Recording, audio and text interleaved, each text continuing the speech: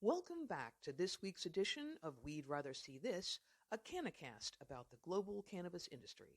I am Marguerite Arnold, reporting digitally and back home today in Frankfurt. Today, we are going to continue to expand our mission and focus and begin the first of a series of investigative reports about the industry. In this report, a look into an issue that is quite upsetting both personally as a patient and professionally. There has apparently been widespread mismarketing and labeling, as well as potentially gross overcharging of both patients and insurance companies for the supposed generic cannabinoid extract known as Dronabinol in at least Germany. Our next story? Equally monumentally, a new draft law is now on the drawing boards in Greece that is specifically designed to increase legitimate medical cannabis production and normalize the domestic discussion for at least patients. In another great medical development across the border in Switzerland, the government has just made it easier for doctors to prescribe cannabis. And finally, in Holland, Aurora Cannabis has had their lawsuit against the Dutch cannabis tender dismissed.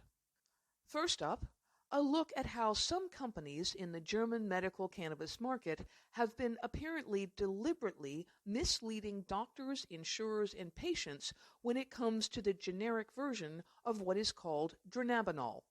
Dronabinol is a pure THC isolate and extract manufactured at GMP or pharmaceutical standards. It was introduced into the market in the early 1980s, initially to fight AIDS-related symptoms and in pill form. It was also created by pharma companies to prevent the entire medical cannabis legalization debate from progressing. Today, Dronabinol is widely referred to as a generic form of medicinal cannabis. Namely, it is a drug or compound which is not protected by patent. Dronabinol, in other words, is not a brand name.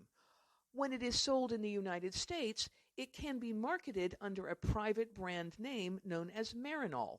Dronabinol is also the only medicinal cannabinoid listed in the German Narcotics Act. However, this is the next wrinkle. At least some companies in the German supply chain have been deliberately using this knowledge to mislead doctors into prescribing the drug, thinking it is cheaper and more reliable than floss. Namely, that liquid Dronabinol is also a generic and thus costs the system less. The business reason for this? Their markup is better.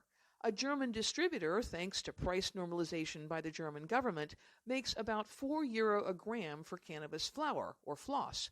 With a Dronabinol liquid API, they are making about €100 a liquid gram in pass-through markup.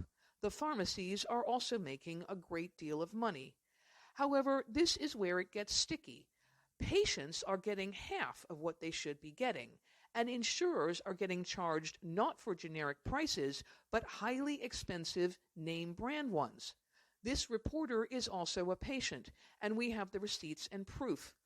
According to the IACM and Dr. Franjo Groten-Herman, this is also a problem when it comes to floss for patients with prescriptions but no insurance approvals, who still face prices at the pharmacy for floss of over €20 a gram. We have reached out to BfArM, the regulatory German authority, to notify them of the results of our investigation. They have not responded by this broadcast, so stay tuned for new developments. Up next, on Greece, draft legislation is moving through the powers that be to increase the attractiveness of investing and developing the domestic cannabis industry. For those who have followed the story so far, Greece is one of the most interesting feeder cannabis markets for Germany and other EU countries.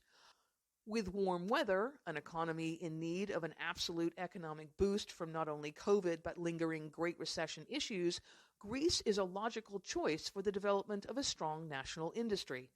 Medical reform has come here incrementally over the past few years, but it looks like the situation is continuing to green for the right kind of medical businesses. The implications for medical tourism, particularly from Germany, are also significant. Healthcare travels with the person across Europe, even on vacation, no matter what nationality it is. Next up, Switzerland has removed prescription hurdles from doctors. Now they can prescribe cannabis directly for patients without having to get special dispensation authority. This means that the Swiss are streamlining their medical system to incorporate cannabis more easily, as the country will also shepherd recreational customers into pharmacies as early as next year.